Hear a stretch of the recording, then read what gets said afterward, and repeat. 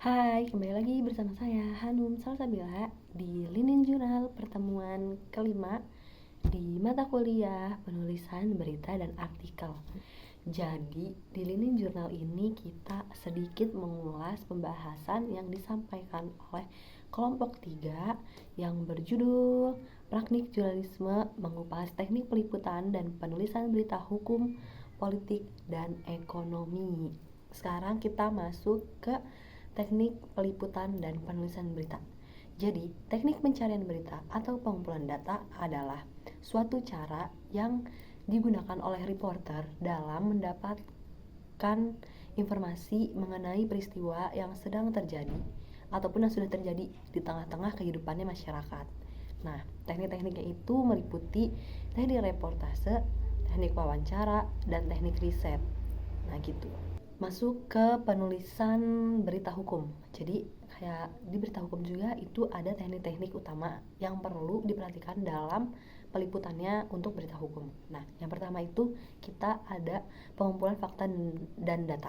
Nah, yang kedua itu wawancara dengan narasumber. Yang ketiga itu kita melakukan observasi di lapangan. Nah, yang keempat itu kita ada analisis data atau dokumen hukum. Yang kelima itu ada verifikasi informasi. Nah, itu teknik di penulisan berita hukum. Nah, di penulisan berita hukum juga itu ada jenis-jenisnya. Yang pertama itu ada berita hukum peristiwa atau straight news. Nah, yang kedua itu ada berita investigasi hukum. Yang ketiga itu ada berita analisis hukum. Yang keempat ada berita hukum opini. Yang kelima ada berita hukum advokasi. Dan yang terakhir ada berita hukum edukasi. Selanjutnya ada struktur dan gaya bahasa dalam penulisan berita hukum. Nah, yang pertama itu ada struktur penulisan. Di dalam struktur penulisan itu kita ada headline atau judul berita, ada lead atau teras berita, ada isi berita, dan ada penutup. Nah, yang kedua itu masuk ke gaya penulisan.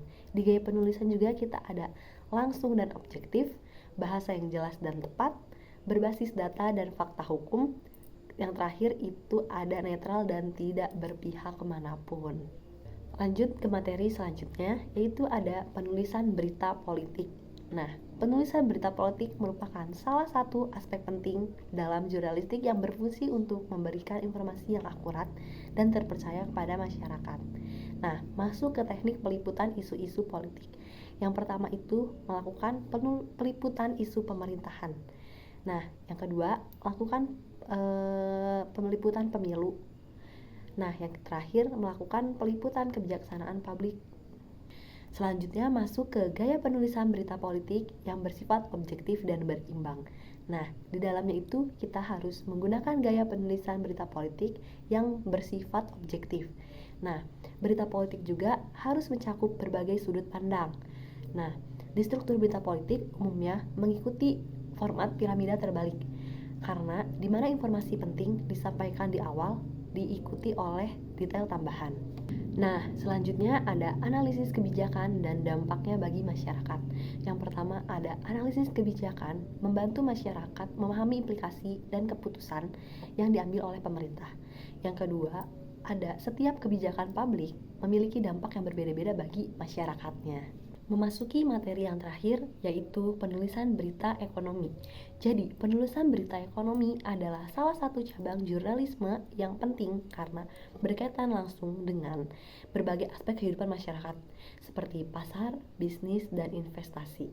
Di dalam penulisan berita ekonomi, itu terdapat teknik meliput pasar, bisnis, dan investasi, yang isinya itu ada pemantauan sumber daya ekonomi, wawancara dengan narasumber ahli, dan analisis data ekonomi, dan yang terakhir mengikuti perkembangan tren pasar. Nah, masuk ke gaya bahasa dalam jurnalisme ekonomi. Nah, yang pertama itu gaya bahasanya yang sederhana. Nah, yang kedua itu gaya bahasa yang teknis atau gaya bahasa yang digunakan ketika berita ekonomi ditujukan untuk pembaca yang sudah memiliki pemahaman. Gitu. Masuk ke analisis tren ekonomi dalam dampaknya pada publik. Yang pertama itu ada pertumbuhan ekonomi, yang kedua ada inflasi dan deflasi, ketiga ada perubahan kebijaksanaan pemerintah, yang terakhir ada investasi dan pasar keuangan. Dan yang terakhir ada tantangan jurnalisme hukum, politik, dan ekonomi. Nah, di dalamnya itu ada independensi dan tekanan eksternal dalam pemberitaan. Yang kedua, ada pengaruh kepentingan politik dan ekonomi dalam jurnalisme. Dan yang terakhir itu yang ketiga, ada dampak berita terhadap opini publik dan kebijaksanaannya.